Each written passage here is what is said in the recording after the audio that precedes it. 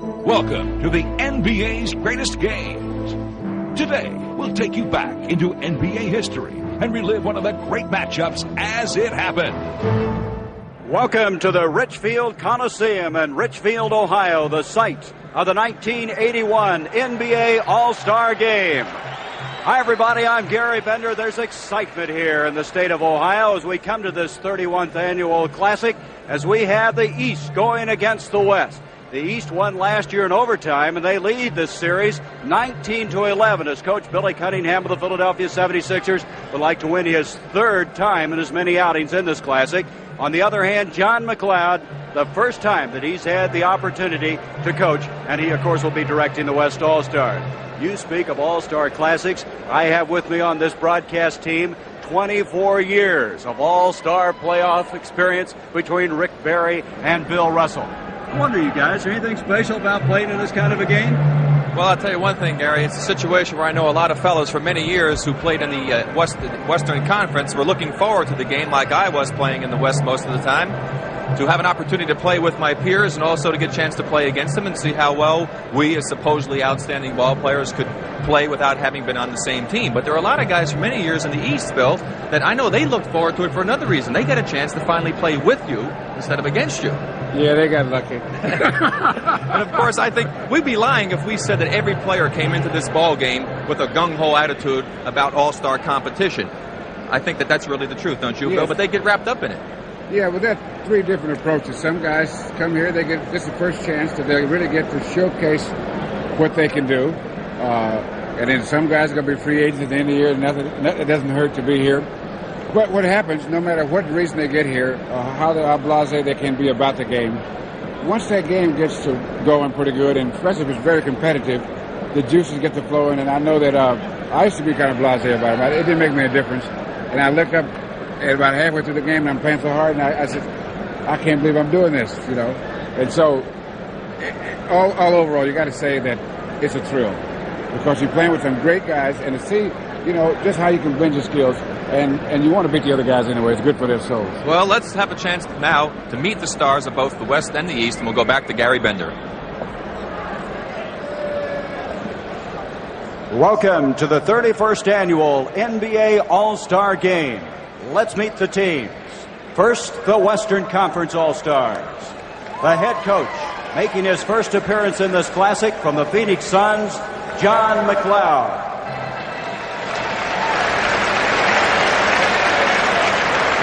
He is assisted by Suns coaches Al Bianchi and John Wetzel. The trainer for today's game from the Dallas Mavericks, Doug Atkinson. Now for the starters for the West. At one forward, making his second appearance in an All-Star game from the Utah Jazz, 6'5", Adrian Dantley.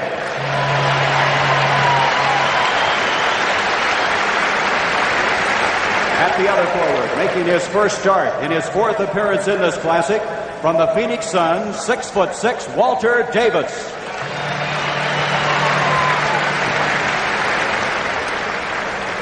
At center, the leading vote getter for the Western Conference team, making his 11th appearance, 7'2", Kareem Abdul-Jabbar.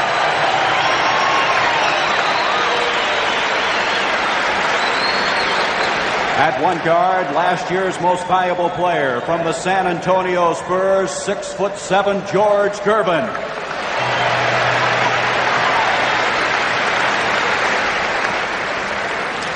At the other guard, in his fifth consecutive All-Star game from the Seattle Supersonics, 6'4", Paul Westphal. Now let's meet the rest of the Western Conference All-Stars. Making his third All-Star appearance from the Kansas, 6'4", Otis Birdsong.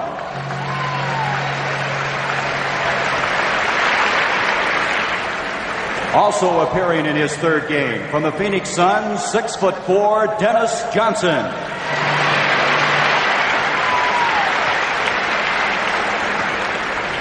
In his fourth straight All-Star game from the Houston Rockets, 6'10", Moses Malone.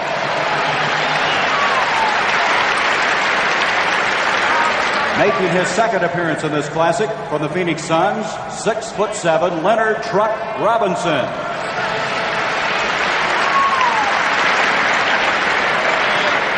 From the Seattle Supersonics, in his third All-Star game in 3 years, 6'11", Jack Sikma.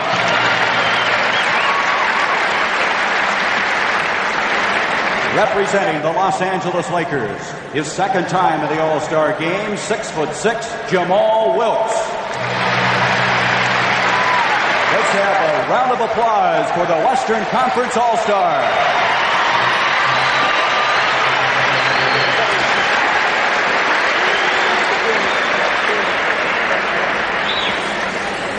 Now the Eastern Conference All-Stars. The coach for the third time, unbeaten thus far in All-Star competition, the head coach of the Philadelphia 76ers, Billy Cunningham.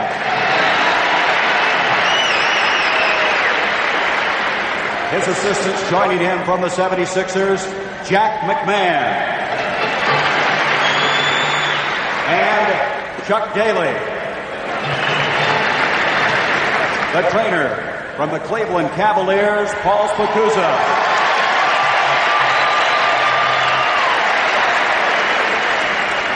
And now let's meet the Eastern Conference players.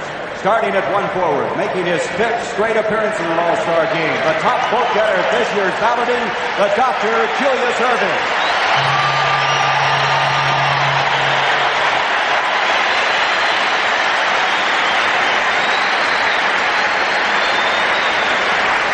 At the other forward, voted to the starting team but unable to play due to injury, from the Atlanta Hawks, Dan Roundfield.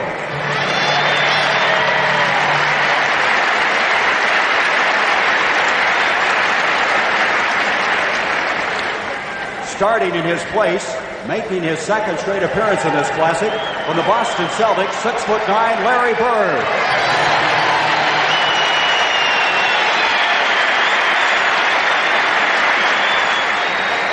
At center, making his first start, his third appearance, from the Chicago Bulls, 7'2", Artis Gilmore.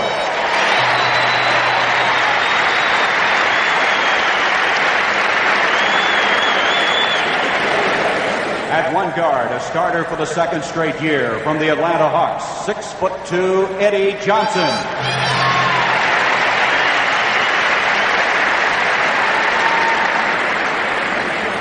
At the other guard, making his first appearance ever in an All-Star game, from the Chicago Bulls, Reggie Theus.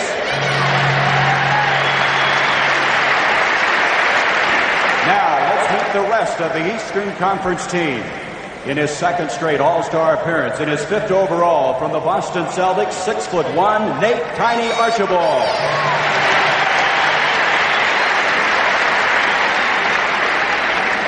Representing the Milwaukee Bucks in his third straight All-Star game, 6'7", Marcus Johnson.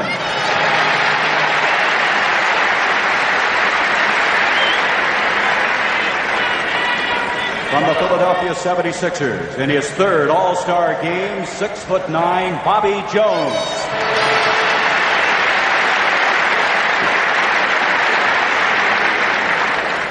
In his first appearance at this classic, from the Boston Celtics, 7'1", Robert Parrish.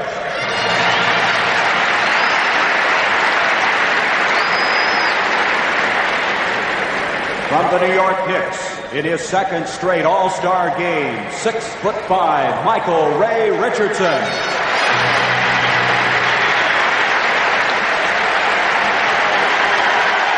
finally, in his first appearance in an All-Star game, representing the Cleveland Cavaliers, Mike Mitchell.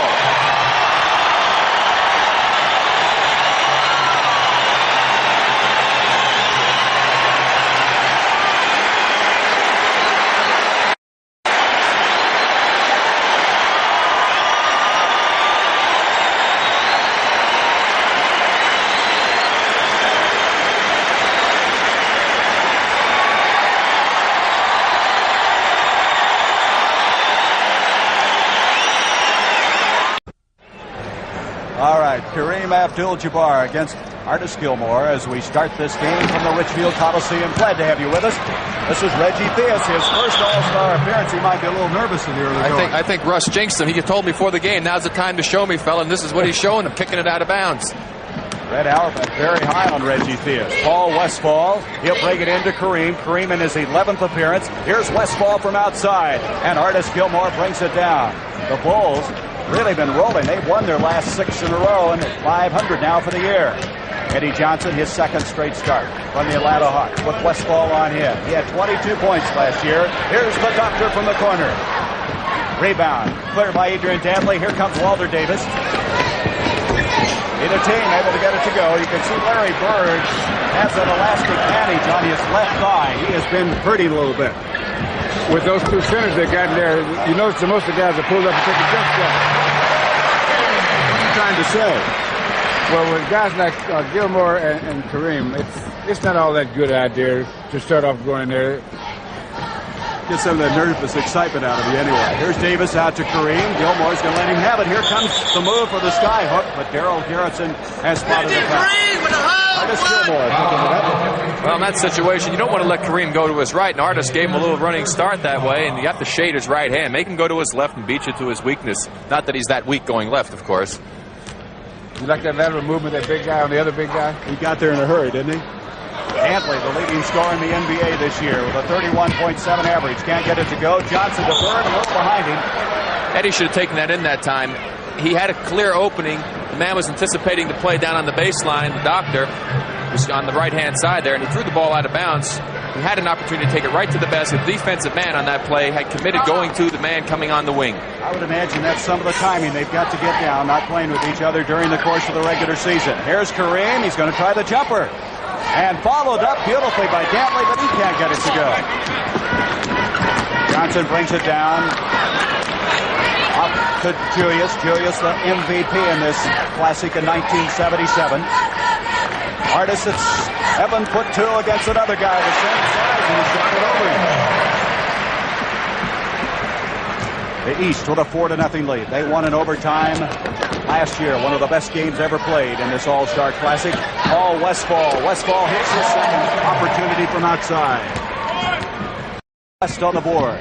I guess if you were to analyze these two teams, the West has the most size, the East the most speed. And here comes George Gervin. Gervin with 34 points last year. He's playing with the other team this time. He's always played before with the East, but of course San Antonio switching over to the Western Conference, going from the Central Division to the Midwest Division. Larry Bird with Dantley on him.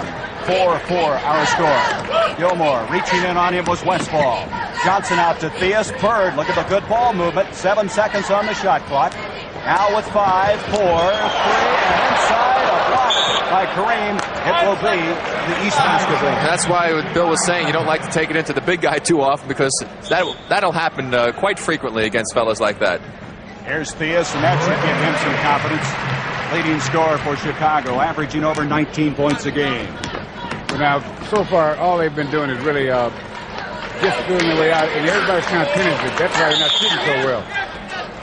Although the defense is in the middle is pretty good. What happens in All-Star games, the defense is always just a little suspect, because most of these guys are scorers. But you got some good players, and as they get into it, they'll start relaxing and doing more of the things that they do so well. Gilmore picking up his second foul. Rick, weren't you telling me you picked up 6 in a hurry in one of these games? That's my first All-Star game that I ever played in. I was out of there in about 8 minutes' time, so at least I got to be in the record book. That is a record, I take it. Well, if it is for fouling out of an All-Star game, but it might be a record for the least number of minutes played. You know, speaking of records, the first All-Star game that I saw was in Boston Gardens when I was a rookie. And we had a rookie on the team, Tommy Heinsohn. And that was his first All-Star game as a rookie. He went 18 for 21. He got the ball 21 times. He shot it 18. He was going to make his mark in a hurry, huh? He only made about 4 or 5 of them, though, Bill said. The doctor at the other end as the West leads at 9-6. A foul coming up. They'll be taking it out of bounds.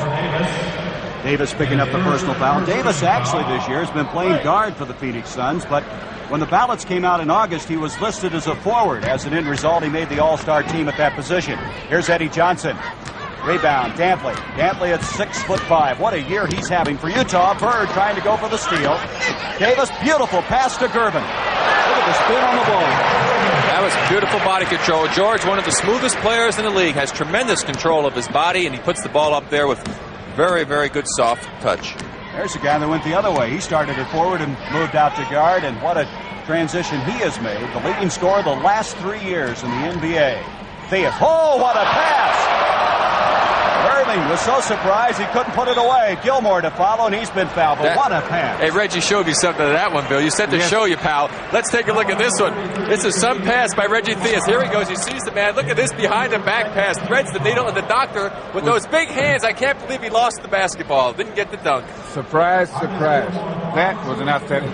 You don't see a pass like that very often. No, you don't. And that right was on the money, too. Beautiful pass. It's amazing that they could do it not being teammates. Well, what happens, you have outstanding talent out here on the floor, Gary. You just play good, sound, basic basketball. As Bill pointed out, the one thing these players have a tendency to do in all-star games initially is to overpass the basketball at times. So trying not to be the guy to come out and cast it up. But when that game gets close and you get down to the wire, the guys are going to revert back to what they do best and what they did during the first part of the season. During an all-star game, one of the best things to do at the start of the game is when you're cutting toward the basket, never pull up. Because then the guy can just always fast give you a lead pass. And if you don't pull up, even if you go all the way through, you'll take a defensive man with you and open it up so a guy, if he doesn't pass it, then he's got an opening to go for the shot himself. How many plays they put in for a game like this? One. Well, what is that? Pass the ball around and shoot. It's kind of glum, isn't it? You know, it's kind of what they do is because the defense is not set up that well, it wouldn't make sense to put in a lot of plays. Besides, it takes a good team to put it a while to put in a good play. Eddie Johnson makes it 11-9 to West.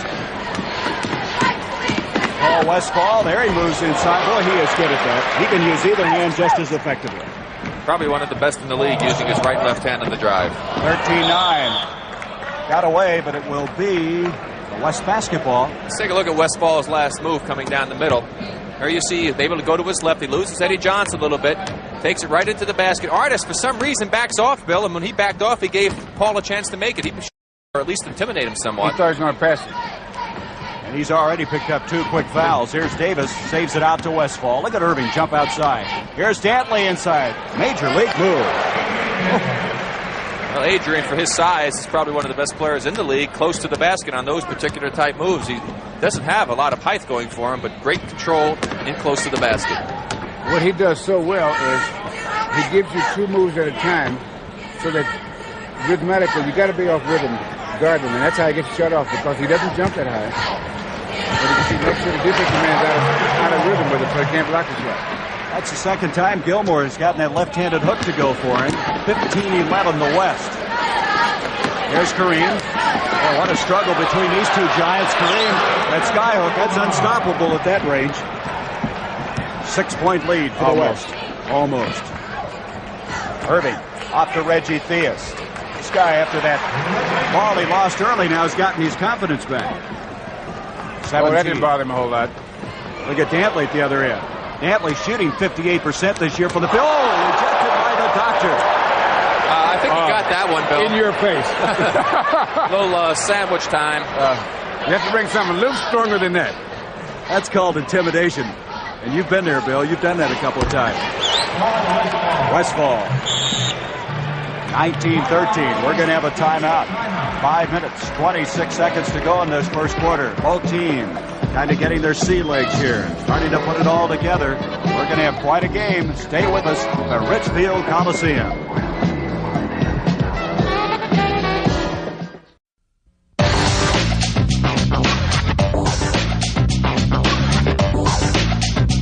Welcome back to the NBA's greatest game.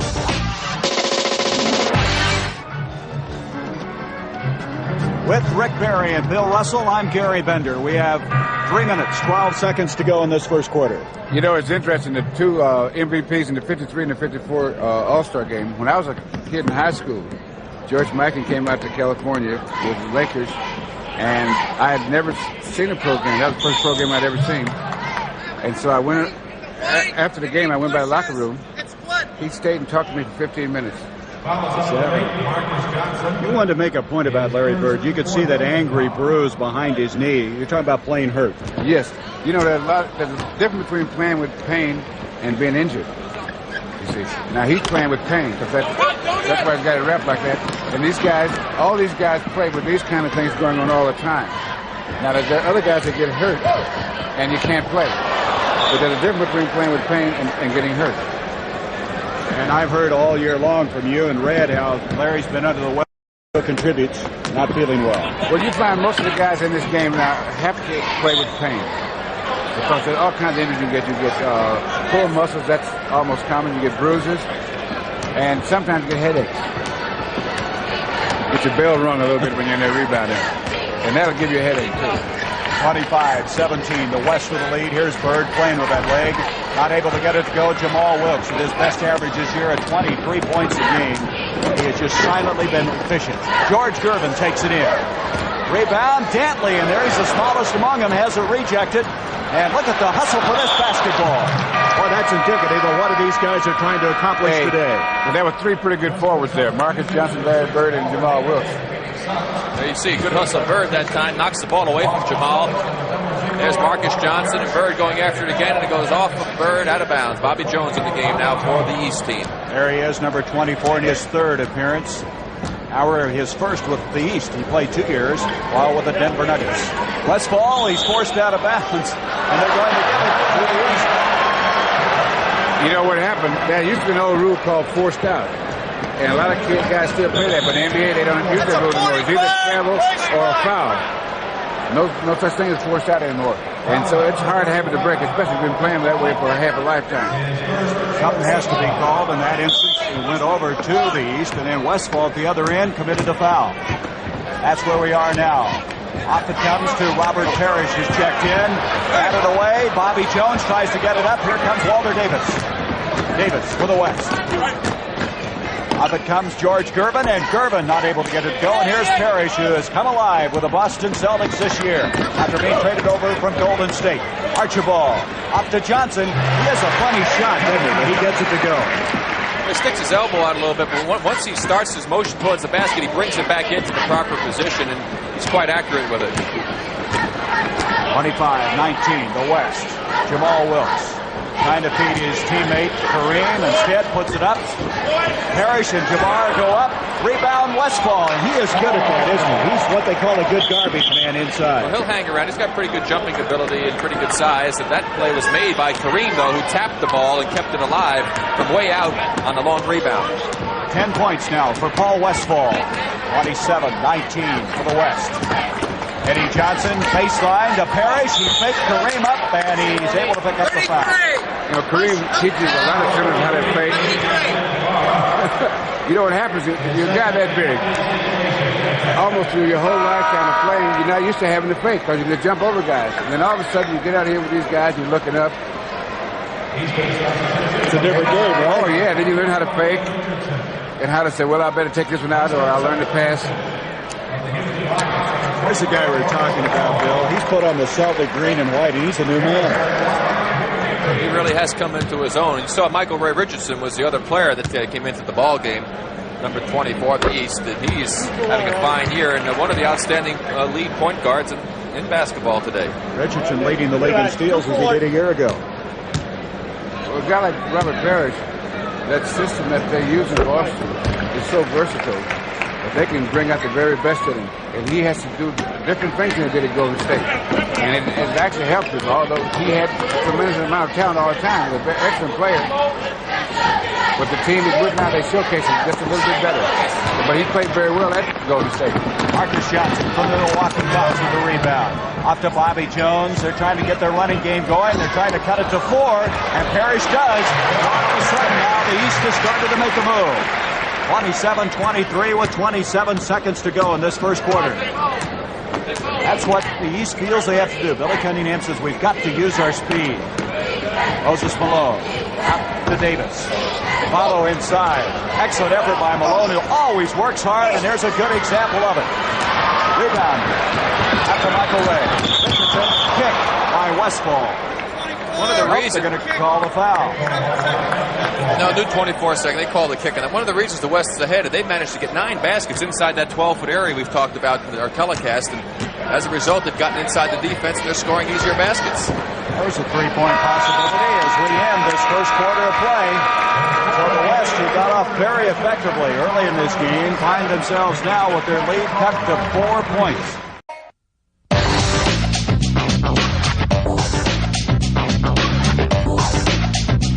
Welcome back to the NBA's greatest game.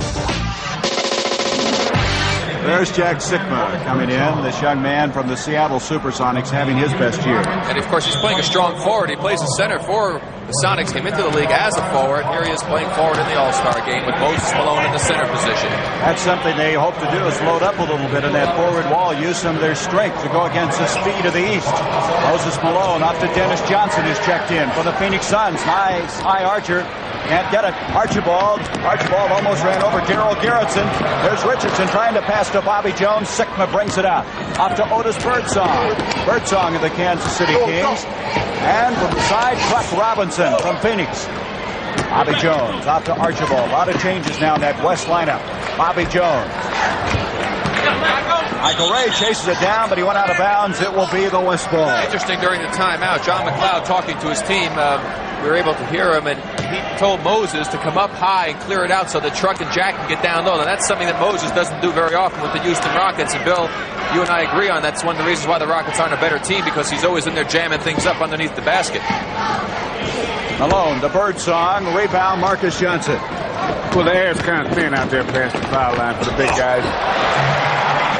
Bobby Jones in that great transition game that he can get in. He can help a ball club offensively and defensively. In that first half or first quarter, the shooting statistics were very close, both of them about 44%. However, free throw wise, 75 for the East. The West hit all 3 of theirs. Jack Sikma. Sikma's a new hairdo this year, and he's been fouled. Bobby Jones picking up the personal.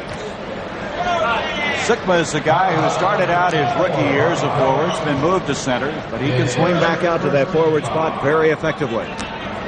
Chuck Robinson into Otis Birdsong. Birdsong coming in here third in the NBA in scoring this year. Moses tries to go baseline. It's off the East. There is a lot of size in there right now with Sikma and Malone. Truck may not be tall, but he's very wide. There's Moses having a block. Archibald on the run to Robert Parrish. Jones tries to follow. Chuck Robinson to the other end intended for Malone, and Michael Ray Richardson, the leading theft man in the NBA, comes away with it. Archibald, they're picking up the intensity now. Marcus Johnson makes it 27 all. We're all even. Dennis Johnson, and he's been fouled by Richardson.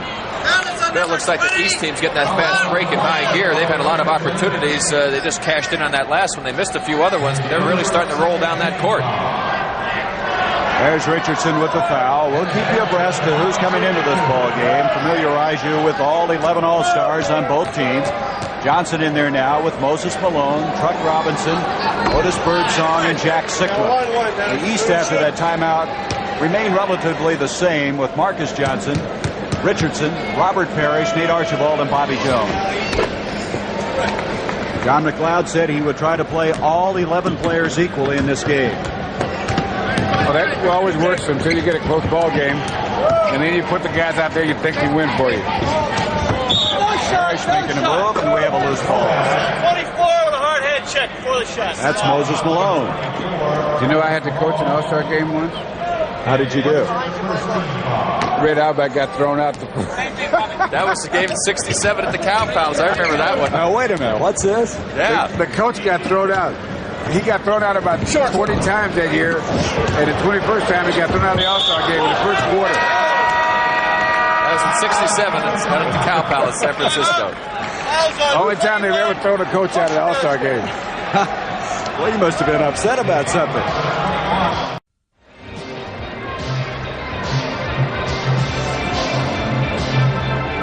Well, the chicken is making his presence felt here. I think he may have been questioning the eyesight of Daryl Garrison. Is that an accurate statement? Be sure and stay tuned now for the Pepsi Hot Shot competition. That'll be at halftime. I'm going to leave that one alone, Gary, this time. About as I say. All right, we got a pair. The old-timers will be competing at half. Bill Sharman, the defending champion from last year, and he's got some people coming after him. The Big O and Dave Bing. Marcus Johnson makes it 28 all at 9:52 to go in this first half of play.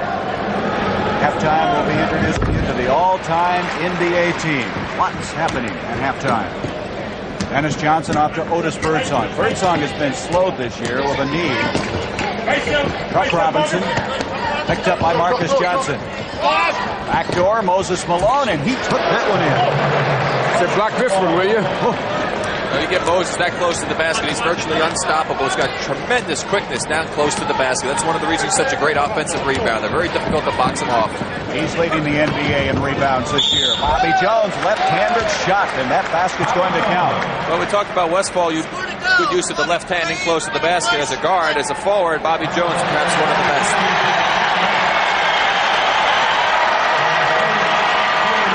All the cheering centers around the fact that Mike Mitchell is getting ready to check in, the Cleveland Cavalier representative. And they are excited here in Cleveland about that. Bobby Jones makes it 32-30. The East now with the lead. And the fans in Cleveland need something to be excited about. They've had a rather dismal year. Dennis Johnson can't get it. Otis Birdsong tries to follow, and Archibald has committed the foul, and here comes Mitchell. I'm very impressed by this young man when I first saw him come into the league. He is an outstanding talent, no question about it. And the people are giving him a very deserved round of applause. Crowd of better than 20,000 here, a sellout at the Coliseum. As Otis Birdsong cuts the lead to 1. A lot of changes have happened in the leagues right before the All-Star break. Some of the teams that were leading were faltering a bit. The teams like San Antonio losing 3 of their last 4, and Phoenix lost 3 in a row, and the Lakers have moved up. So a lot of interesting things happening in the NBA standings. Chicago Bulls now at 500. That Pacific Division, a lot to be decided out there. The return of Magic Johnson. Maybe by the 1st of March. Jamal Wilkes will come in. Substitution. As coming out will be Jack Sikma. There's Wilkes. No one will forget that 6th game of the championship series. He scored 37 points against Philadelphia. Here's Robert Parrish. Malone on him, and it's jammed inside, and Paul Mohammed spotted a foul. It's going to go on Moses Malone. Get that ball inside. You better protect yourself. That is the 3rd team foul. Here's Archibald inside. And he gets away with it. Dennis Johnson, one of the best defensive guards in the league, a nail to the floor on that one and just froze him, right? Took it all the way in. Dennis went for the steal. And that's one thing he does well, but at times a little too smooth. Some people take the ball from him very often. That's sometimes a tough shot, isn't it, when you're open like that?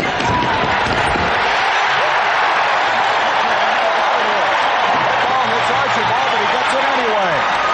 The crowd ignited by that basket by their hometown favorite, Mike Mitchell. Parrish. And I'll tell you, the East is moving now. They lead by 7, 38-31. Here's that play coming up right now in the fast break. There you see a super bounce pass coming by Tiny Archibald. Threads the needle. Now into your picture will come Mike Mitchell. Lays it off the glass. Left-handed. Left hand. Nice move by Mitchell. He's going on the run and got it on nice and easy. Mike Mitchell added to this team after Dan Ranfield could not play due to an injury to his leg. He acquits himself very well. So the West led by 4 at 1 quarter. They now trail by 7.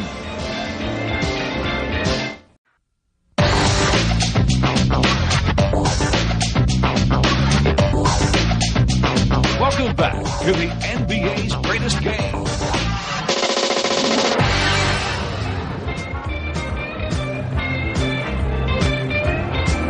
All right, we're with Julius Serving, the doctor, most valuable player in this game at 77. And you guys are playing serious again, Doc.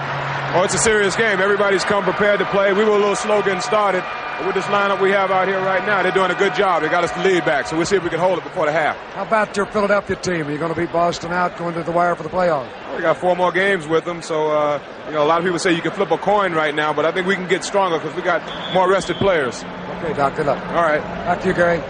There's the stats on the first quarter of play, and the big stat is the fact that 9 unanswered points to jump to the 7-point lead, 38-31, after trailing by 4 after 12 minutes. Otis Birdsong, let's see, checking the lineups. The West has remained the same, and the East likewise. Here's Jamal Wilkes. Boy, he has a beautiful soft touch.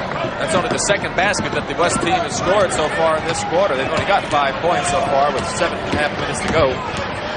38-33. Here's Mitchell.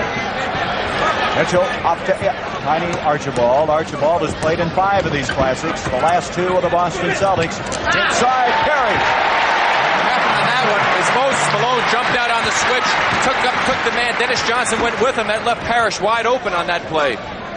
8 points for Robert Parrish, who Bill Fitch, his coach, said had to learn to push himself, and he has, and here's a steal. Richardson. You know, Bill Russell, Michael Ray Richardson says one reason he makes so many steals, he studies the opponent, except he used to do an awful lot of it. But if you pick up an opponent's move, most good players do the same things. That's what makes them so well, is consistency. And so you can pick up a rhythm on what they do, and you can't anticipate. You can see a guy cutting in, you can pretty much guess what kind of pass he'll make. Now, if you can do that 2 or 3 times a game, you can change a ball game that might have been a 1-point loss into a 1-point win. Well, if you can average over 3 steals, you'll lead the league, won't you? That's right. I'll be pretty close to it. Here's Jamal Wilkes again, and this one goes in. Wilkes with a hot hand makes it 42-35. 6:40 to go until halftime. Mike Mitchell. Oh, the crowd reacting to everything he does. Wilkes out to Otis Birdsong. Birdsong kicks it off to Truck. And Robinson, who for a big man has remarkable touch, hits from outside his first 2 points. 6:21 to go in this second quarter. Both these teams now starting to shoot the ball much more effectively. Archibald off to Michael Ray. Sugar Bear brings it into Parrish. Alone trying to push him out. Way short. Wilkes brings it down. Jamal Wilkes. Johnson trying to stop him. Off to Otis Birdsong, and Birdsong can't get it to go. He's been averaging almost 27 points a game this year for the Kings. Dennis Johnson holds up Archibald. Parrish to try again, and a foul. That was on number 21. That foul is going to go against the Truck. One thing that makes him so effective, Robert Parrish, that is, you look at Truck Robinson there, is for a man his size, Bill, he turns and squares and faces the basket. That really puts the pressure on the defensive man having to guard him. And then he puts the ball over his head, so you got to get almost on top of him to block him. But he can give him a problem with it, unless you want to punch him in or something like that. Well, I don't want to do that. Of course, he can shoot the jumper, and the thing about it is he really has the ability to put it on the floor, so it gives him great versatility and makes it very, very difficult to defend.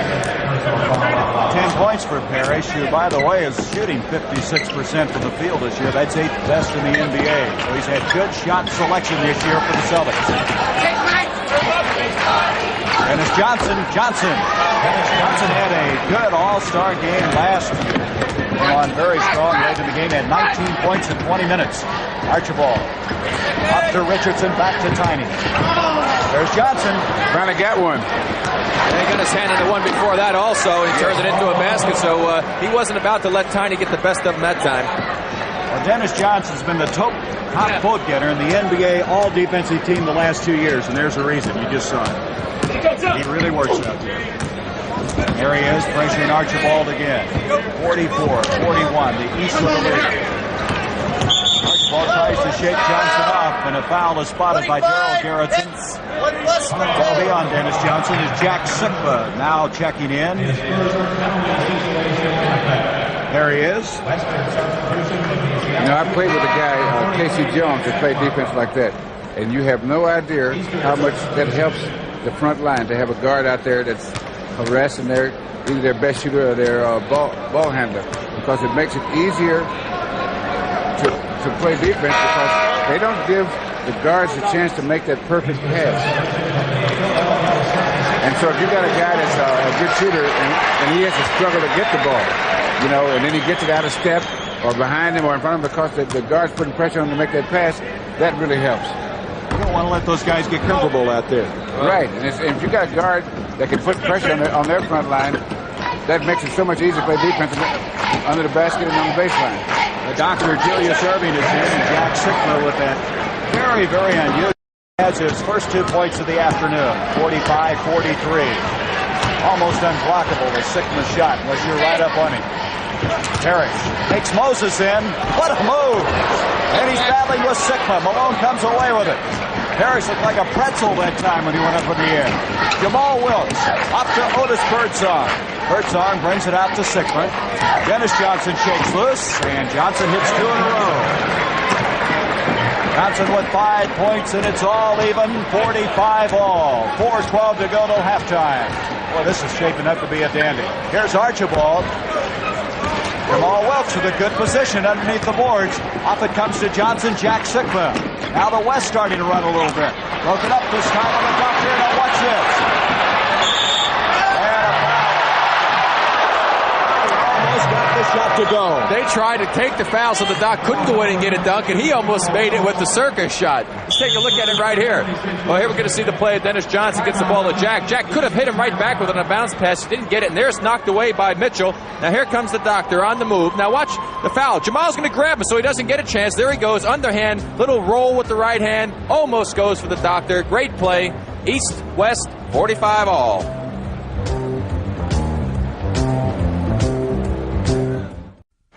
Let's go over to Hot Rod. The world champion Los Angeles Lakers, and you're missing a little bit of magic. And when's it going to be back? Well, we hope within 3 weeks now, Rod. He's been shooting with us in our game workouts. He hasn't competed with any defense yet. We're going to start that in the next week or 10 days. So hopefully by the mid or end of February, we'll have the Magic Man back with our club. All right, that's Magic Johnson. Back to you, Gary. Paul Westhead, the coach of the Los Angeles Lakers with Hot Rod. Here is Dennis Johnson off to Jamal Wilkes. Irving is on him. 3:43 to go in this first half. Look at Jamal try to shake loose. Off to Johnson. Dennis Johnson now has hit 3 in a row. 7 points for the Phoenix Suns guard. One of the reasons this East team has gotten themselves back into this game when they were trailing in the first quarter is they've established that inside game, something they weren't doing well as a result of their breaks and getting those inside opportunities. 7 baskets to 2 so far in this quarter for the West. For the East, that is. Reggie Theus threw it away. We've just been told the attendance today is 20,239. That's the largest all-star attendance in a conventional basketball facility. They have come here. They love this game here in Cleveland. And the weather was not all that good outside the arena, but we are sold out in the Richfield Coliseum. Malone can't get it, but Sikma can. Jack Sikma with 4. They kept Moses outside of his normal area. That's not where he's going to hurt you that much from, but Jack was in the right place for the offensive board and the basket. 49-47 the West. Inside, 3 minutes. Irving, rebound, Johnson. Johnson's doing it all right now. Playing defense, rebounding, and shooting a basketball. Jamal Wilkes. Birdsong tries to follow. Here we go. 3-on-1. Sikma back. Theus takes it in. He got away with it. A little contact there. That's one of those plays we talk about a lot. That could have been a foul, either a charge or a block. 6 points for Reggie Theus in his first appearance. Very well. A foul on Richardson reaching in. Let's go back on that drive by Reggie Theus. Well, let's take a look when we watch the position of Jack Sikma, see if his feet are planted on this move or not. Here goes Reggie. He's committed now. Jack moves. There's the contact. Should have been a block on Jack Sikma, but they elected to call nothing. Well, just a little hit. Yeah, they let a lot of those little ones go, unfortunately. When you're a player, it gets very frustrating. Those little ones you feel the next day, right? Moses Malone will check out. Here comes Truck Robinson in. Truck, his first time in the All-Star game as a Phoenix Sun. Dennis Johnson, you see his average. He's the man that came over to Phoenix in exchange for Paul Westphal, and both of them in this All-Star Classic. 51-49. You can probably hear in the background, don't foul, don't foul. Coach John McLeod indicating that. Oppa comes into Artis Gilmore. Theus. Look at the pass line, this guy, to Gilmore. There's John McLeod, his first time as the All-Star coach, his 8th year at the Phoenix Suns held. Dennis Johnson, boy, is he hot. 4 in a row for this guy. He's not a real bad shooter, you know, for a guy that doesn't have a great touch. I was going to say, he's supposed to have a reputation of being an average shooter. What's happened to him? Another bad scouting report? Well, I would never call him an average shooter. Mike Mitchell, and the crowd loves it as he's tied it up again. 53-all with 1:35. There's that great defense by Richardson. Anticipation. He's really playing a well of a game defensively. Boy, he has long arms, doesn't he? Out it comes to Mitchell. And Mitchell again. The East will lead again, 55-53. And that was an outstanding pass by Michael Ray Richardson. Richardson trying to become the first player since they kept statistics on steals to win the stealing title back-to-back. I guess that's what you call it. Now, there's a heck of a move on Jamal Wilkes, but let's take a look at the last play on the steal. There's Richardson. See the great anticipation as he picks up the ball, takes it down the court, advances it quickly. East really liking to get down the court. There's a drive. He draws 2 men. There's the pass off. Sigma gets a piece of it, but not in time. Mitchell gets his 2. Gilmore picking up the foul. He leaves with 3 personals as Robert Parrish checks in. You look at Jamal Wilkes. Wilkes this year is 9th in the NBA in scoring. Having his best year. His other appearance in the All-Star game was in 1976. He's on that team that Rick Barry played on that won the World Championship. Mike Mitchell follows, and this guy is really playing well. I tell you, it's nice to be playing the All-Star game in your own building. I had that happen to me the year that I was fortunate enough to win the MVP. It's a real big plus. 57-56. The East by 1. Backdoor. And Dennis Johnson right now has 13 points. He had 19 points last year, as we mentioned, in 20 minutes rather. So he has picked up where he left off a year ago. Eddie Johnson on the drive, and at halftime, we'll have a live update on the 24 Hours of Daytona. As following our telecast today, we will hopefully be able to bring you the finish of those grueling 24 hours. Johnson at the line. He has 5 points. It's all even again, 58-all. The West team has to be very happy, Bill, that they're hitting those outside shots. They're really not getting in. The defense has been pretty good on the part of the East. Heads-up play there by Parrish, and they have a chance to take a shot with about 3 seconds left on the game clock. They have 15 seconds on the shot, 3 more in the game, and so you can see Eddie Johnson now taking his time. Johnson wheels in. There's 6 seconds on the shot clock. Parrish. Irving with the rebound. Got it to go, and the basket will count. A foul coming up. That's what you call your great individual effort right here. You know, what's so great about Jules Irving is not only does he have imagination, but you got to have imagination to even think of things like that. But then to be able to pull it off. Yeah, you can imagine it, but you got to be able to do it, right? Somewhere along the line. You got 2 things going for you. You got to be able to think of something that outlandish and then pull it off. Well, no time ticked off the clock that time. They never did get the ball in bounds. There's still 4 seconds on the clock. Substitution. Archibald will come in for Parrish as Billy Cunningham getting somebody in there to pressure in the backcourt, or to bring the ball up in the backcourt with 4 seconds left. Let's see what they can do with it. 2. Mitchell with 1. They had enough time, just didn't get the shot to go. Very, very entertaining first half of play. 61-58, the East with the lead.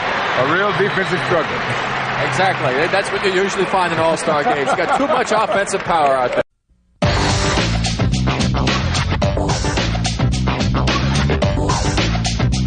Welcome back to the NBA's greatest game. Look at the stats, Bill. The West shooting-wise, 62% from the field. Assists, 15. Now, that's really an interesting statistic, isn't it? 15-3.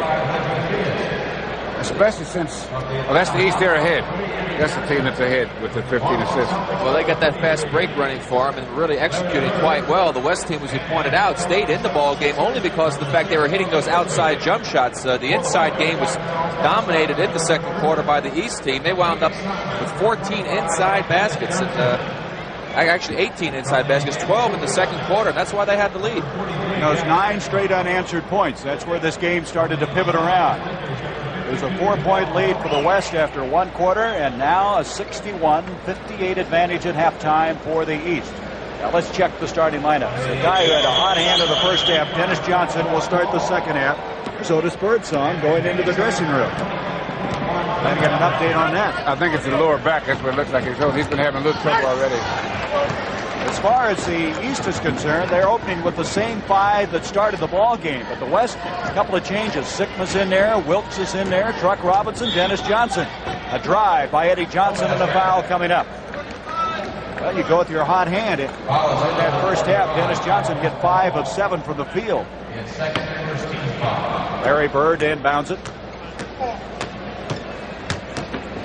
Johnson with Westfall on him. Into the doctor, he makes a move, but Jamal Wilkes has committed a foul, and that basket will count. Well, I know they called the continuation, I guess, on that one. It gave him the basket on this move. Jamal was quite upset by it. Here's the pass inside to the dock. Here's the push-off. And a continuation, lays it up with a reverse right-hand spin move, and he gets the basket and the chance for the three-pointer, which he converts. That foul on Wilkes was his third. You know, if I had tried some of the shots that he does, I think I'd spin the ball the wrong direction. You know, you got to spin it to make it jump up the board. I think I'd get mixed up on which way to make it spin. I don't think your hands are big enough. He's got the most incredibly long hands. I put my hand up next to Julius, and it's like he has another joint. It's incredible how long they are. You tell me, though, Bill, you had a shorter thumb that made it tough for you. I couldn't grip the ball with one hand. But it takes more than big hands to do what he's doing.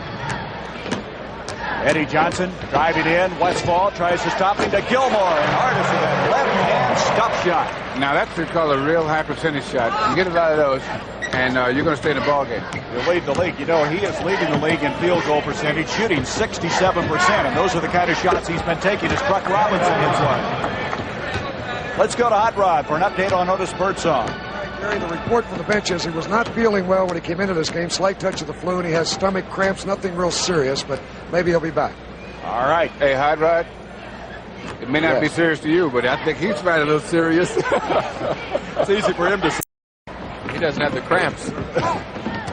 66-60, a 6-point lead for the East. Bird comes away with it. Larry Bird, despite that leg that's bothering him, he said it's not as sore as it was 3 or 4 days ago. Wilkes to the other end, and Jamal Wilkes for 2. Jamal Wilkes. Wilkes now with 11 points in this game. Bird, Larry Bird, and that's his first 2 points of the afternoon. I think he's a little upset because he's thrown that last one away. So he said, okay, I won't throw this one away. Get it out of the net. There's Jack Sigma watching. Out it comes to Moses Malone. Malone with Gilmore going to let him take the shot. Dennis Johnson brings it down. He'll try to go up, and he's fouled by Bird. That's where Dennis has always been so tough. You're going to look at Walter Davis on the offensive boards. He's got such great size, jumping ability. Gets in there and picks up so many offensive boards, just like on that one.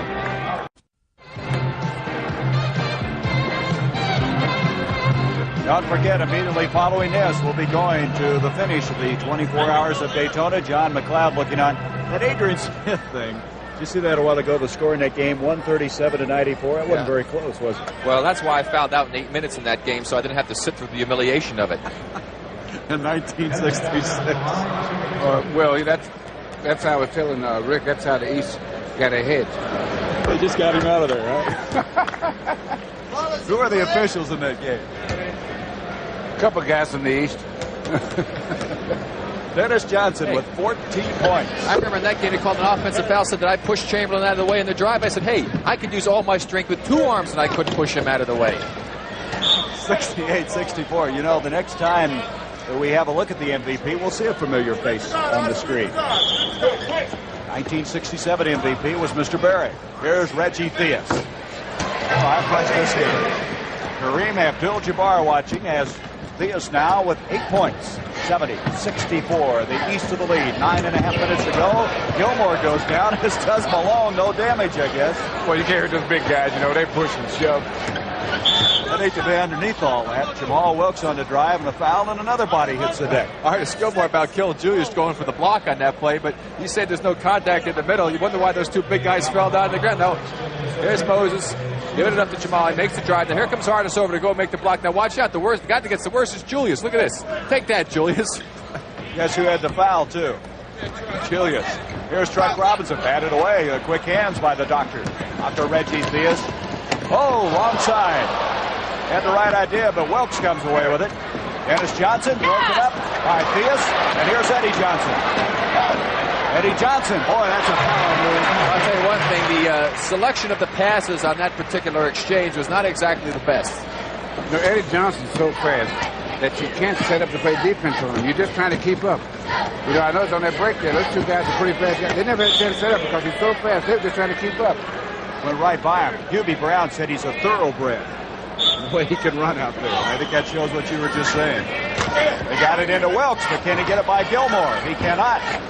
Wilkes again. Look at that shot.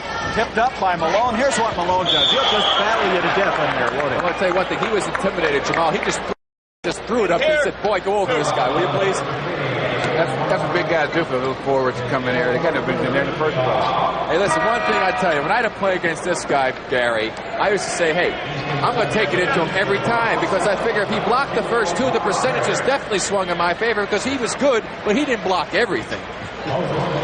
Gilmore leaves. He has 4 fouls. Parrish replaces him. We just wanted those little guys to think a little bit before they came in there. Just to give you the proper amount of respect. Hey, is that the Rick Barry we all know? Doesn't look very happy there. I got 2 black eyes, right? You may shoot a free throw, you know. Something free, something for nothing. 72-65. There's Johnson. Westfall tries to stop him, and a foul coming away. Paul Mahoney putting it inside. Westfall and Bird will now impact the ball. Westfall with 3 personal fouls. Here's Bird. Bird, that's a great shot for him, but he can't get it to go. He loves that area. Malone brings it down again, and Malone is averaging over 14 rebounds a game. It's just awesome on the offensive boards. And there is Westfall at the other end. 72-67. Westfall with 12 points. Good balanced scoring by this West team. 15 by Johnson, 12 by Westfall, 11 by Wilkes. Bird, Puck Robinson picking up the foul. There's Tiny Archibald. You know, you were just talking about 14 rebounds that most Malone's averaging. I was looking at NBA Guide a couple of days ago. You know that one year Oscar Robertson averaged 11 assists, 12 rebounds, and 30 points. That's by himself. And you know, Bill, you used to lead the league by averaging over 20. You don't see that nowadays. Westfall a super pass that time, and the West got a nice break that time. Bill, let me develop that a little more. I know I saw years where they'd average 25 rebounds a game. Why did they drop down? Well, 2 things there. First of all, there's more playing defense. And so when you're playing zone, you don't get a chance to be in motion enough to get the rebound position. And plus, the shooting percentage goes up. And so you got guys, you got whole teams now shooting over 50%. And in those days, you'd have the leading shooter in the league would shoot 45% to 44%. And now you got a whole team shooting 50%. Kuzi, you're telling me, never did average over 40%. Here's Irving, and right now these 2 teams are really heating up. There is one of the doctor's sons. That's Little J. Out here. That's Little J. I want to tell you, they look like they're going to be players. I was watching them out here work out yesterday. Here's Truck. Left-handed, no doubt.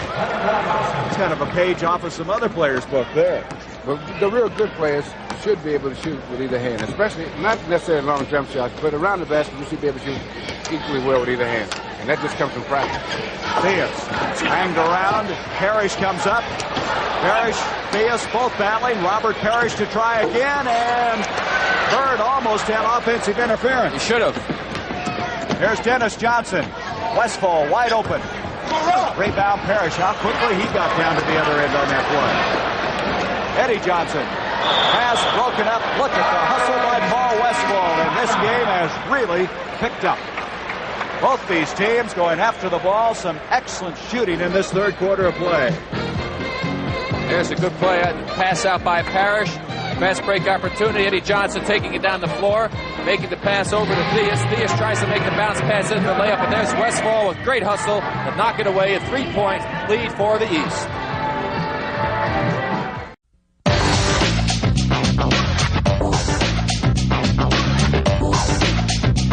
Welcome back to the NBA's greatest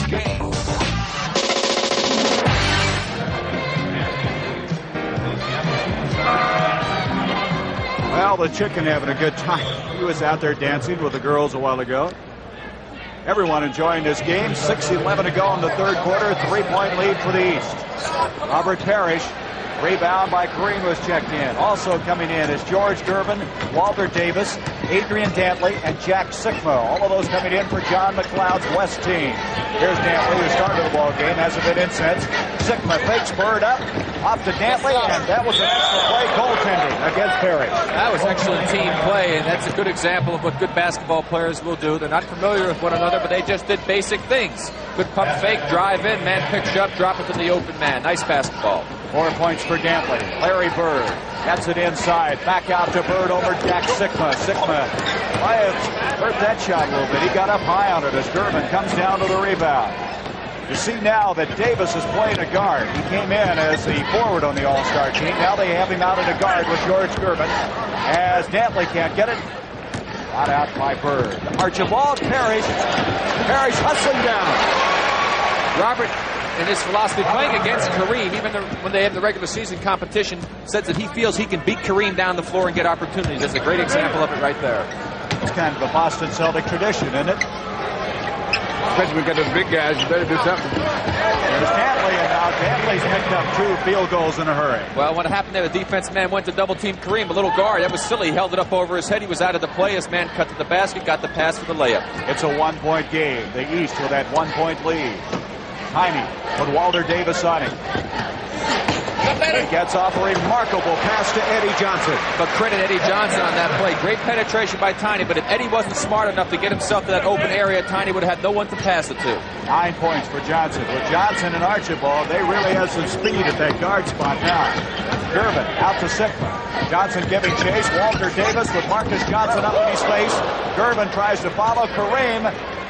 Dantley, look at that. Parrish with a blocked shot.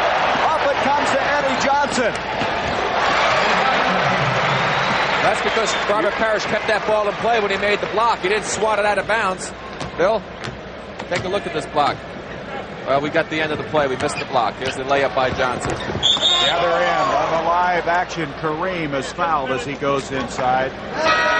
Dantley took one of the longest strides I think I've ever seen trying to go in a moment ago. I have to point out one thing about the All-Star game. Getting the MVP was certainly a big thrill and an honor for me in that game, but I felt one of my teammates in the game and during the season, Nate Thurman, was really the instrumentation behind our being successful, because we played a front line of Wilt Chamberlain, Bill Russell, and Jerry Lucas at the start of that ball game, which is pretty formidable. And he just did an unbelievable job. And yet, because I had a good, outstanding offensive performance, I got the MVP. I've always felt, Bill, that you could have 2 awards. An MVP, like a guy in that game could have been Nate Thurman, and an MOP, or most outstanding player. Remember this guy, Bill Russell? I'll never forget him. My body will never forget either. I think I still have some bruises from him. You're really only 30 years old, you can't tell. For that basket, Bobby Jones has 7 points, 84-79. Green got it down too low. Parrish, look at that pass. Off to Archibald. Sikma back. Trailer to Marcus Johnson. Sikma brings it away. Marcus Johnson fouled. Oh, we're seeing some passing in this game. It's starting to feel pretty good. We'll watch the play again. Robert Parrish, good outlet pass, gets it out to Tiny. Tiny on the break, takes it into Jack, right behind the back pass. There you see Jack moving a little bit, moving under Marcus, picking up the foul. Jack didn't like it, but he did move his foot to get in position. A penalty and 3 to make 2 for Marcus Johnson.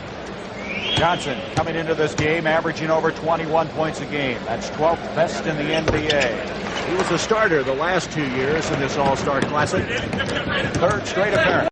79. Walter Davis. Parrish is there, and wait a minute. We're going to have goaltending, I believe. That's exactly what it is. Well, part of the ball was still within that imaginary cylinder. We'll take a look at it here. The ball must be clear of that cylinder. Now, let's see right now if that ball does bounce off and get out of the cylinder, running up from the basket. Now, here it comes off. Well, this angle is going to be tough to see whether or not that... Yeah, that ball was still over the rim. Good call. What was interesting on that play is how Bill Russell got that big smile on his face. I think you've had a couple of those called against you. Kareem into the Iceman. Intended for Dantley. Look at the quick hands of Archibald. A scramble and a jump ball. Quick hands and long arms. Which is better? In this case, it was an even match. As they'll jump it up. There's Tiny. The comeback player of the year last year. Boy, he had quick hands, didn't he? Well, left-handers tend to do that, you know. That's right. You're both left-handed. They call these guys sneaky quick. Eddie Johnson. Davis commits a foul. The basket will count. Eddie Johnson, who had 22 points last year, doing very, very well in this game. Well, there's the play. George Gervin controlled the tip, but Dantley wasn't able to handle it. Nice save there. There's the drive by Johnson right there. Walter fouls him. He maintains body control, lays it up with the right hand. Super play by Eddie Johnson. The East moves out to a 7-point lead. Looks like he's got ice on that right knee, doesn't he? Yes. Well, you know, he's had problems with his knees for years, and that is may not be an indication of anything. Eddie Johnson, that three-point play, has 14 points. It's 89-81, the East. Having had to suffer through some bad knee myself, normally during the game I would keep it hot and only put the ice on after the game. I'm really surprised that's the type of therapy he's using.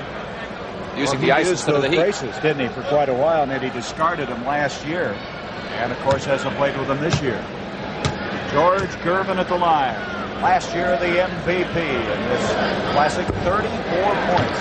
Prior to this year, the last two seasons, he was the leading vote getter in the All-Star balloting. This year, it was the Doctor. 89-82. The Iceman was 7 points. Bobby Jones is checked in to the East lineup. He along with Marcus Johnson, Robert Parrish, Eddie Johnson, and Tiny Archibald. Archibald inside. Parrish there again. Saved by Archibald, but to the wrong side. Walter Davis.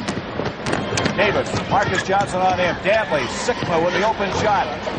Rebound. Davis again. And they'll play 24 seconds, but Davis puts it up.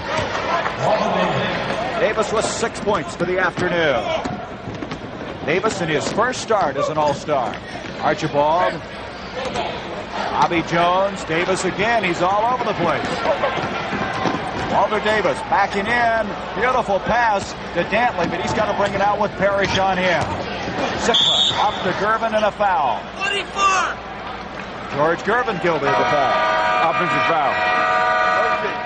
George Gervin was muscling them. This West team a lot quicker than other combinations they've had in there. They're trying to get that fast break game. Can you imagine Walter Davis is about 6'7", playing a small guard? That's what this game's coming to, isn't it? Big man outside. Marcus Johnson. Parrish doing yeoman work inside, and Kareem picks up a foul. See, Kareem has to be careful with playing in an All-Star game. You're playing with a guy like Parrish, because he's got to keep him with the proper amount of respect. And if he starts getting away with stuff like that around there, that creates problems for you later on. And this is one of the things that the good players sometimes they look ahead and look at these guys that they're going to have to play in tough games. And you don't want them to get into bad habits or bad thoughts, that they can do what they want to do. So when he makes a move like that, you say, you're lucky this is an All-Star game. And what you're saying to me is those two could have quite a battle in the playoffs. Well, they had a heck of a battle in our game on that Sunday afternoon. Parrish had a heck of a ball game when the Celtics beat the Lakers. Minute 39 left in this third quarter. Bobby Jones brings it down. Out to Archibald. Hitting the deck was Gervin. That was intended for Richardson. It'll go back to the West. 91-84. 9 turnovers against the East. They're all even in that department. It is an example of players not knowing one another. Archibald anticipated Richardson staying out to the outside, but he went to the basket and he threw the ball away as a result of it. Kareem looking inside. Dantley is fouled from behind by Marcus Johnson. Now we'll watch this play. Now watch Adrian did. This is where he's so good. He makes the cut coming from out of your picture on the left. He'll come into the screen. There you see he gets the inside position on Marcus. You have to beat the man across the floor when he's coming to the ball. Otherwise, you're going to get a foul or he'll get the pass and make an easy basket. This guy's found a home after playing for 4 teams in 5 years. At home being with the Utah Jazz. Leading the NBA in scoring. And somebody said something about him. They said not only does he score points, but he scores important points. I think we talked about last week, there's guys that come in and play meaningful minutes. Maybe there's some significance between the two. that can make a difference. It's not you're going to get a certain amount of points. If you can get a guy you can count on when the games have ebbs and flow, and when you need to break the other team's flow or to pick up yours, and the guy can get that basket when you need it, those are important guys. Those are game winners.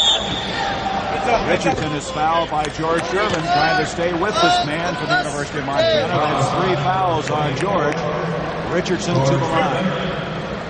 Michael Ray Richardson, his second straight All-Star game. He is third in assists. He leads the NBA in steals. His average is down just a little bit, but he's still averaging over 3 steals a game. The Knicks were struggling on a road trip a few weeks back, and they were talking about the fact that the club needed a floor leader, someone to take charge and really be the leader. And Michael Ray said, "Okay, guys, if that's what you want, I'm going to be your man." He was a guy that was kind of lost in his rookie year, then came back very strong the second year, and this year also. Sigma backing in, Jones on here. Kareem Abdul-Jabbar. Here's Richardson with a rebound. 45 seconds to go in the third quarter. Up to Archibald. Marcus Johnson and Darryl Garrettson spot something. That's Adrian Dantley committing the foul. A little reaching in there. We were talking about earlier, some guys, they don't let you reach in. Rick, you're telling me about when you used to play, and guys like Bill Sharman, different players. Bill, they just don't let you reach and grab and pull it all. They kind of slap away at you. Yeah, and they'd say, keep your hands off, unless you mean it. Unless you mean it. I think they meant it. You just had to look at Bob Lanier. It was a big force in that Milwaukee Bucks team. Michael Ray Richardson makes it 95-86 in favor of the East. As we wind down the end of this third quarter play. Kareem with Parrish on him. And Bobby Jones took it away from him. Up to Richardson. To Parrish. I really like the way Robert Parrish is playing. 10 seconds. 16 points for the 7-footer from Centenary. Gervin. Take that, big guy. That was impressive. In your face. And that is the end of our third quarter. And what a way to finish the third quarter. 9 points for George Gervin. It's a 97-88 game. The East All-Stars trying to make it 2 in a row.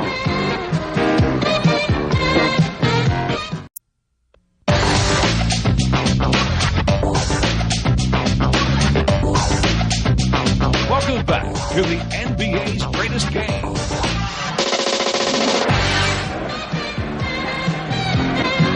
Hey, the 31st All-Star Game. And the Commissioner, what are you doing with that check there? Well, I have a check to present to Bob Hope on behalf of the USO. The NBA is contributing to the USO today $50,000. And it's in the interest of the Bob Hope USO Center in Washington. That's great. That's the simply USO great. is great, and I hope all the fans of America will help the USO in the future. There you go, Mr. Hope. That's pretty nice. And that was great of you last night, entertaining everybody at the banquet. Well, they were a great audience. And it's a thrill just to see this. I've never seen a game this fast and beautiful. And, Commissioner, I just want to tell you, this is awful good. And this is going to help build a home away from home for all our service guys in Washington. Wonderful. Yes, sir. All right. We want to bring in Van Gordon-Sauter, the president of CBS Sports. Van, I understand you went to school here and you did a little refereeing. A little bit of college freshman refereeing. Not terribly distinguished, I may add. So you must be pretty proud of this game. Everything seems to be going just great. Exciting game. We probably should go right back to it. It's a good contest. We're going to bring this guy in again? Well, I think we should. He might do very well down there as a referee, you know. All right. Bob, you got a vote. You got an MVP you like in this game? I'll suit up if you need me. But I want to know if you're going to vote for an MVP. I've got legs like that. Who do you like for most valuable player? Well, I'll tell you, they're just fabulous out there. I couldn't pick a player out there. I'm just bewildered by the fast play here. It's sensational. All right. Let's go back to the action. Gary? All right, Hot Rod, I tell you, that Bob Hope is a funny man. What did he get in the banquet last night? 99-88. That last basket scored by Bobby Jones, he has 9. Yeah, he was good, Gary. We'll answer that question. I was going to say thanks a lot. You guys leave me on a limb out there. You didn't like him, Gary. You guys are all right. He's had a lot of experience, though. You know, that guy is 77 years old, and he looked great. We should all be so lucky when we're 77. Sure. The basketball players live till they're 77. I hope this one does. The game isn't old enough to know yet. Bob Stinner, our producer, I'm going to use this line, said, what would they know about humor? They wouldn't be able to evaluate it anyway. Well, you guys are really shutting down on me right now. 101-88, Richardson with 7 points. Well, the West team's going to have to start. Gary, who you with? They have to establish themselves real quick here. They're going to lose control of this ball game. All Westfall, who had a run and hit very effectively early in the third quarter. Dennis Johnson, 13 points in that first half, and he is fouled. So Johnson is in, Westfall is in, Wilkes, Truck Robinson, and Moses Malone for the West. Let's see, the East comes back with the same 5 that left before that timeout. As Johnson to the line. He really gave this team a shot in the arm, you know it? Came in and hit 5. Some long jump shots, too. And he's known mostly for getting a lot of stuff around the basket and free throws. Russ, you were telling me about how you found this guy. You were coaching at Seattle at the time. Yeah, he had, when he first got out of high school, he didn't go straight to college. He worked for a year. And so we figured that he was eligible for the draft 4 years after his high school class graduated, not 4 years after he started college. And so we knew that, and so on that basis we drafted him. You had a guy who had a line on him. A lot of people didn't. That pass saved by Wilkes. That was who, Bob Hopkins? Yes. You know, this guy watched more basketball games than any person alive, Bob Hopkins does. He's such a great scout. That's why he's such a great scout. He just loved to watch the game. Well, if you wonder what all the crowd is reacting to, it's this guy, number 30, Mike Mitchell of the Cavaliers. Crowd loving every time he comes into the ball game. That last foul against Malone is third, and another foul inside. It's going to be Parrish picking it up. That'll be his second, and Malone will go to the line. Bill, you've talked so often about studying where rebounds go. They tell me this guy does the same thing. He really studies backboard and what people will have happen to the shots that are missed. He's taking a page away from your book. Well, I'm glad to hear that. You know, rebounding is more of an art than most people realize, in that certain people and certain kinds of shots give different kinds of rebounds. They have long rebounds, middle rebounds, and short rebounds. Then you have exceptions. Take a guy like Oscar, never had a long rebound, because he shot the ball with such the kind of spin that it never bounced high. So we had a lot of shots that would bounce around. The other guys like Elvin Baylor, he'd never have a short rebound, because it either went in or it didn't. Bobby Jones now with 11 points. Jamal Wilkes misses in the East right now. It's a 105-91 lead. 2 more. Mitchell ignites this crowd here in the Coliseum. He has 10 points. Timeout called by the West. And the West, as Rick Barry said earlier, in danger of losing any chances of pulling up in this game. 9:48 to go. Randy Smith, who's now playing here in Cleveland with the Cavaliers at this stage of the game, the 9:48 mark, the biggest lead of the contest by the East of 107-91, some 16 points. Well, now what they're going to have to do to get back into the game, if they're going to get back into it, they're going to have to go inside offensively, make those guys block shots or pick up the fouls, and they're going to play some defense. And they're capable of playing defense. These guys, some of them are excellent defense players, but most of them are more than adequate. So they're going to have to play good defense and go inside. There's still lots of time. 9:44 to be exact. Westfall looking for a three-pointer possibly. Now moves in to Wilkes. Wilkes with Parrish all over him, and Parrish commits the foul. Well, exactly what Bill talked about. They've got to get inside. They're outside shooting, Gary. They're only like 15 for 40 through the first 3 quarters from the outside. And most of those were in the second quarter when they stayed close in the ball game, hitting 8 of 15. So they have not been that successful from outside, whereas inside, through 3 quarters, they were 21 for 32. Now, that's a tremendous percentage, but yet they haven't really gotten inside as often as they should, and that's why they're trailing. Never ceases to amaze me how you forget some of the little things, which become very big things in this game. Let's take a look at the East. The East has only shot 28 times from the outside in this whole ball game. They've gone inside 47 times and made 28 of those. 107-93. Mike Mitchell, he's looking for his 11th and 12th points. Rebound, Wilkes, and look at this steal by Richardson. How many steals do he have in this game? I was just about to say that they they'd done that just right down there. They'd made the ace take an outside shot, and then they throw it away. Here's Archibald. Three no on outside one. shot this time. Nope. That time he got it up a little too soft. The West caught up with it. They have the ball. Truck Robinson to Dennis Johnson. He's fouled by Bobby Jones. Back to the steal. Oh, Richardson is great anticipation there. Wilkes goes to make the pass right there. Richardson saw it coming, comes right in, picks it off, takes it in, and makes sure he gets two with the dunk. Well, we just checked. That was a fourth steal by Michael Ray Richardson. His average is just a little under that per game. Now that, in his case, is not particularly significant, but in a lot of cases, a guy can get a lot of steals and get a reputation for steal and be a good defensive player because he'll be out of position a lot of times. Now what steals do, that they mix it up. Sometimes they gamble, but if you do it too often, then the other team can use that as a weapon. Then you're trying to steal and you're out of defensive position. Archibald, see the pressure put on by the West. Richardson, rebound Wilkes. He seemingly always has good position on the defensive board. Up to Westfall.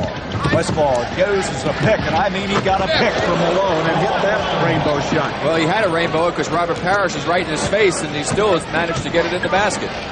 Now, the last few times down, the East has not been able to go inside, and they've had to shoot jump shots, and they've missed them. Now, except for that steal, Richardson, they would have picked up 6 straight points instead of maybe 8, instead of 4 out of 6. Gilmore comes in. He's playing with 4 personal fouls. He checks in. Parrish will get a breather at the 8:17 mark of this game. Archibald. Johnson out, trying to reach in on him. A tiny wheels in. He's got it. And a foul also. And he hits the deck pretty hard. Here's the move. Richardson into Tiny. Tiny into Gilmore. Now back to Tiny. There you see a little bit of a switch back out. Nobody picked him up. He went down the middle. They didn't close it off. He laid it in and got fouled. Foul on Truck. That's his 4th. Chance for a 3-point play for Archibald, who has 7 points. You know, he gets away with an awful lot in the middle. He goes down there and disappears. Comes out of there with 2 points. This time 3. 111-97. Steal attempt that time by none other than Richardson. Change shot by Malone. Moses Malone with 8 points. 111-99. Inside 8 minutes to go. Here's Mitchell. Mitchell into Artis Gilmore. Malone staying tough on him. Irving, look at that. He has more shots than it's imaginable. His imagination getting away from it. That was a bit creative. Pass inside, and now he got that in there. Beautiful assist by Archibald. 16 points for this man. What a class man he is. The Dr. Julius Irving, one of the leaders in this All-Star game in the NBA for that matter. Westfall, tough shot, and he got it. Westfall, a little creativity on that one. 16 points for Westfall. Westfall was 16, 19 for Johnson, 15 for Wilkes, the leading scorers for the West. 16 for Parrish, 14 for Johnson, Eddie Johnson, 11 each for Jones and Richardson. Let's go back to that shot by the Doctor. There's Tiny with the ball. Julius has inside position. He gets it to him, makes the fake, makes a move, does almost a 360 as he reverses and dunks it with the right hand. Back to the live action with 6:48. Mike Mitchell. Truck tries to tip it back out. Mitchell has it with a steal by Dennis Johnson. Johnson to Malone. To Westfall, and he wheels in. The basket will count, and he's been fouled. That's getting there in a hurry.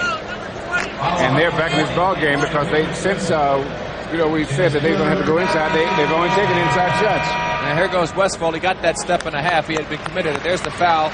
There's a good pass by Moses Malone, and you don't expect that from the big man. He had got the ball out on the floor, and that's not where you want the center to have it, but he made a good pass to Westfall cutting down the left side.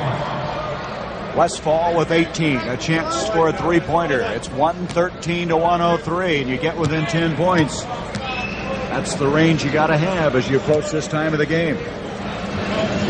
I guess he's getting completely healthy now. You know, he was out, missed all his games with a stress fracture, but he seems to be feeling all right today. Well, he does. It's been a tough battle back for him. It's been a long year in Seattle for a lot of those players. That one's thrown away, and all of a sudden now Billy Cunningham is concerned. His East team finds themselves now with the lead of 113 to 104 with 6:25. It looked like with an earlier lead of 16 points, they might run away and hide. But that's not going to happen now as the West climbs right back into this 31st annual affair. A 9-point lead for the East. They call timeout. They're a little concerned at this juncture of the game. And Kareem's going to cut it by 2 more. There's Otis Birdsong. We mentioned he has a touch of the flu. He went in, took the jersey and uniform off. He's back out in civilian clothes.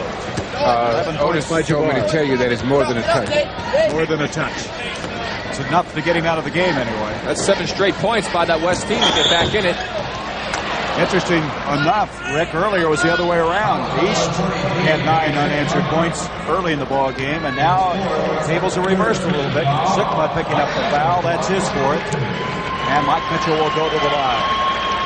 Well, up to the point when we said they had to get inside, Bill, the West team had not scored an inside basket from 12 feet on in. That they've gotten inside there. Their last 4 baskets have come from the inside.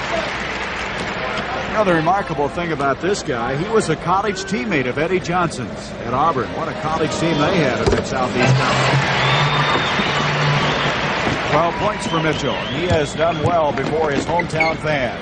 Walter Davis bringing it down, 115 to 106. 5:45 left. Sigma taking Mitchell in. There's that shot. He is fouled. Boy, he gets that shot up high, doesn't he? Well, what Jack does, he gets the elbow right out in your face, and unless you're an exceptionally tall man, you really don't have a chance to block it. And then he gives you little pumps, and if he gets you leaning the wrong way, going up or down, he'll shoot it right in your face. Second foul on Mitchell, the penalty in effect. And he uses his body real well to bump you. See, he bumps you a couple times. The thing is he's doing is to throw your rhythm off, so that you can't go up at the same time he goes up. And so he's doing about 3 things to make sure he gets his shot up. And again, like so many other big men, he can put it on the floor and go to the basket if you overcommit. Very intelligent basketball player, averaging just under 20 points a game this year. 3rd in rebounding, leading the NBA in defensive rebounds. He has 6 points now, and it's 115 to 108. The West very much alive in this game. Johnson out to his former college teammate Mitchell. Out it comes to Davis. Davis almost traveled with it. Remarkably was able to avoid that.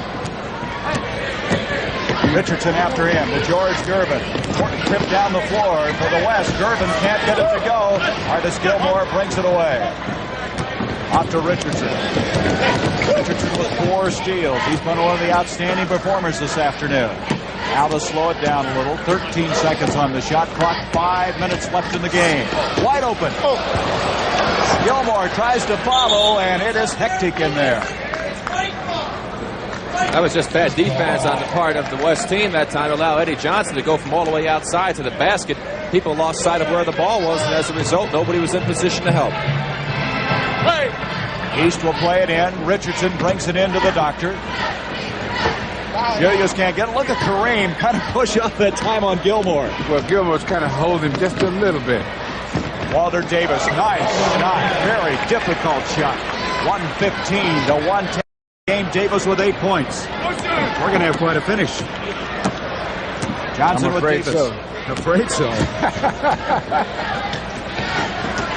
Here's Mitchell. Nice move by the 3rd-year man. Follows his own shot.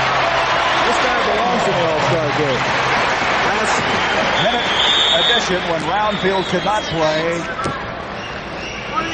And right now we have a timeout called. It looks like a 20-second timeout as John McLeod's team huddling. Well, you see Artis is kind of leaning into Kareem on that play. There you go, Mitchell.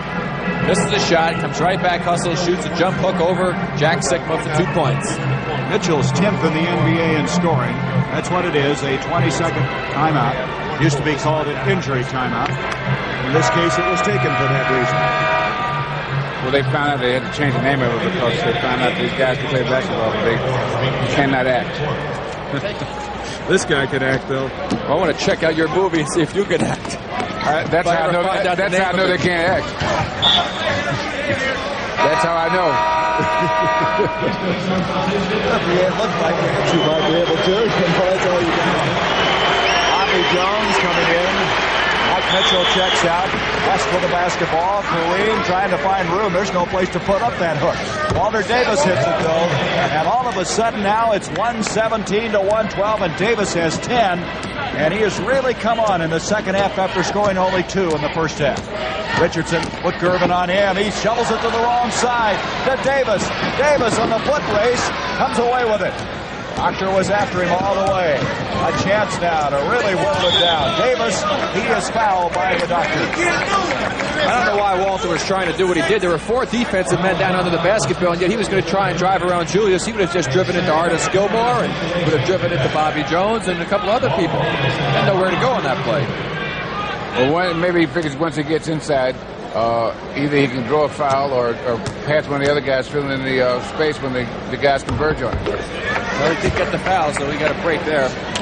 Julius wasn't real happy with it. He thought that he didn't do anything. Walter had just slipped. This man here has really picked up the West. He hits 2 more, and all of a sudden it's a 3-point game, 117 to 114, 12 points for the man they call the Candyman, Walter Davis. Richardson with Gervin on him. A little shoving inside. Doctor back to Michael Ray. Look at Gervin stay with him. Some tough defense now. The Doctor is 7 seconds on the shot clock. 5 as he wheels in a foul on Jack Sikma. Doctor got himself in trouble there. Jack had knocked the ball loose. He was fortunate to pick it back up as Tiny comes in for Michael Ray Richardson. That foul on Sikma is his 5th, as there's Otis Birdsong. He's now in civilian clothes. It's tough. You want to play in this game and come here and not feel well. More than a touch of the flu, as Bill Russell's indicated. 16 points for the man who was the MVP in 77. That game being played in Milwaukee. And now with another one underway. Back to a 4-point lead. Look at Jabbar and Artis Gilmore shove underneath. You think they may be trying to establish something? Establish they're serious anyway. Well, you see, there are certain guys that you play against, and you have to consider them rivals on a certain level. In your face, huh? Right. And so what you do, you think about them when you're out there, especially in an all-star game, you know.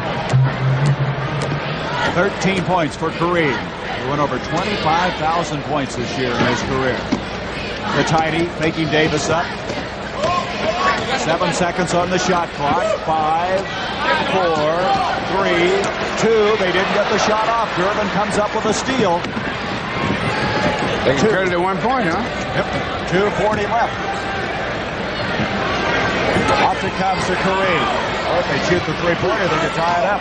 Intended for Dantley. Kareem really upsetted himself. Yeah, Dantley was wide open under the basket and would have had a chance to get that 3-point play possibly as Chuck Robinson looks on for the West team. That was a big, big play for the East and not have the West score the easy basket.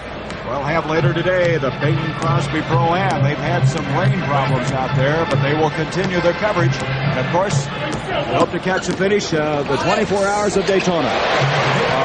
Slightly more than a little rain problem. I like you Gary, you understate a little bit there. Just a touch of rain. I heard some guy was building an ark. Guess it's a frog strangler. Kareem. With that errant pass. 121 to 118. Kareem with 15. 154 left in this game. West has got to play some good D here. Archibald to Bobby Jones. Jones doesn't get it. Here comes Davis. Lost it. Picked up by the Doctor. Big turnover. Davis tries to steal it back to Archibald. He dribbled into a lot of traffic then. He did. I think Robert Parrish kicked the ball away.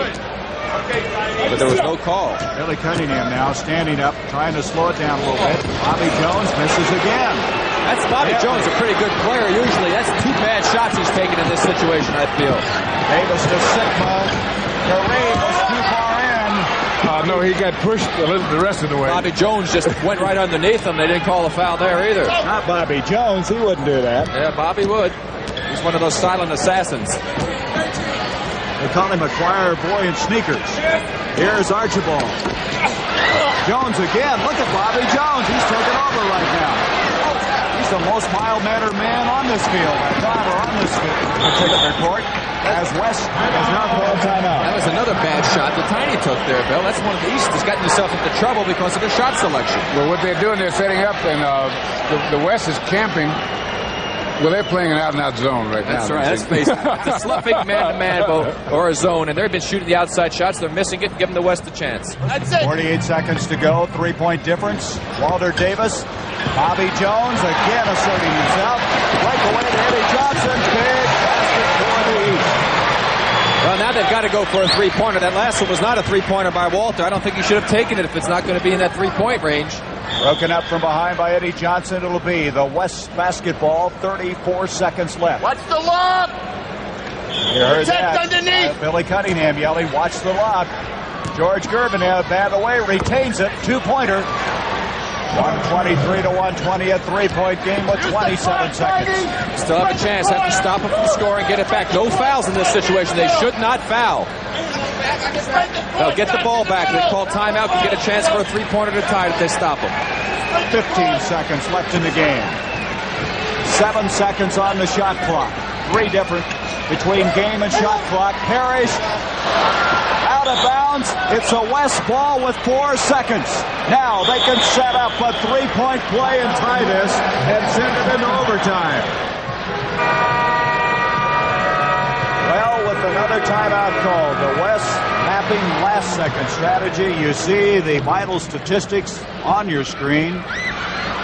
Bill, you're just saying East made a lot of changes defensively just for this particular play. Well, what they put in was a lot of quick guys because they don't have to worry about height now. So you get Marcus Johnson, Julius Irving, Reggie Theus, Bobby Jones, and Michael Richardson. This is for lateral movement defensively. They're trying to defend against the three-point shot. And so your height is not a factor. What they want to do is get the ball. Here we go. Three-pointer, Sigma on the way. Kareem, and the game is over. Jack Sigma was designated to try the three-pointer. He does not get it, and for the second consecutive year, the East All-Stars have won it. Billy Cunningham is still unbeaten as an All-Star coach. He now is 3-0. 2 of those in back-to-back seasons. As far as scoring is concerned, 19 points for Westfall. Also coming up with 19 was Dennis Johnson. 16 points for Theus, 16 for Eddie Johnson, 18 points for the Doctor. Mike Mitchell with 14 points, doing very well. Parrish with 16 points. Robert Parrish at one stage of the game, we had him with 10 rebounds. The MVP is going to be a very difficult choice, but we'll be finding out in just a moment as to who, in fact, has won that award. And there it is. Tiny Archibald has come away as the most valuable player in this 1981 All-Star game. Let's go now to Hot Rod. All right, Gary, with me, the commissioner of the NBA, Larry O'Brien, and Nate Archibald, the winner. Great game, and a worthy recipient of the Most Valuable Player Award. Tiny, it was terrific. You were the first among your peers this afternoon, and here is this award. I'm happy to present it to you. Thank you. Thank you, Commissioner. How about there at the end, Tiny? Were you a little nervous? Well, I wasn't nervous. I felt that I could penetrate on them, but what they was trying to do was force us into turnovers. I tried to get the ball to the people, penetrate as much as I could, and then dish off. I felt that our running game was there, and they had big people. I thought they was going to post me a little more, but we got a couple of fast breaks, and that's the reason why we won the basketball game. Question? It was a fine game, and I thought it came right down the wire, and I think Tiny summed up just how it worked for the East. Just another great game, and thanks to both of you. Congratulations, Tiny. Thank you.